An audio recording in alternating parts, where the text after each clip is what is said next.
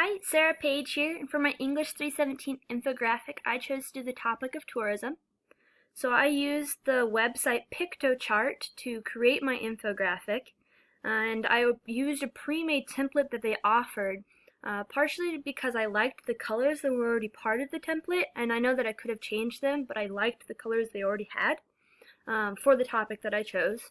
And I also liked the block layout that they had as well. I thought that it was pretty simple and not very confusing to try and figure out because I'm actually not familiar really with designing anything like this. So I'll go ahead and zoom in on it so we can get a little bit closer look at it.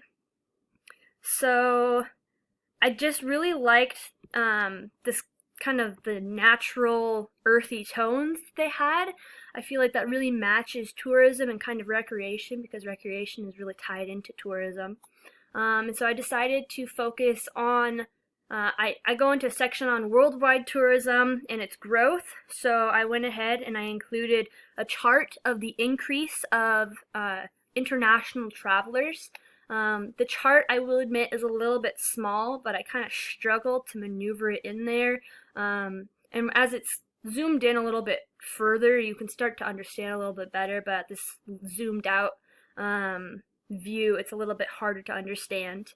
And then I decided to go into American tourism as well and talk a little bit about that. And then I finally get into Idaho tourism and recreation, and I talk about the industry itself. And then I include the sources at the bottom. And so I do know that it is overall just a really simple infographic, but I think that it covers the points that I was trying to cover and includes the information that I wanted in there. Again, I kept it simple just because I'm not very good at this, and I didn't want it to seem like I tried too hard and really failed on it. I also just kept the symbols and icons and kind of the pictures that I put in there pretty simple as well, because I didn't want it to be too overbearing. But this is what I came up with. So, yeah. I hope that it meets the requirements that we were going for. And again, I do like the colors that I chose and just kept with what they had there, because tourism and recreation equipment typically have kind of more of the natural tones that can be bright colored, including like these blues that I have down here. But overall, they're kind of those natural earthy tones, so I felt like it really fit in with the topic of tourism and recreation.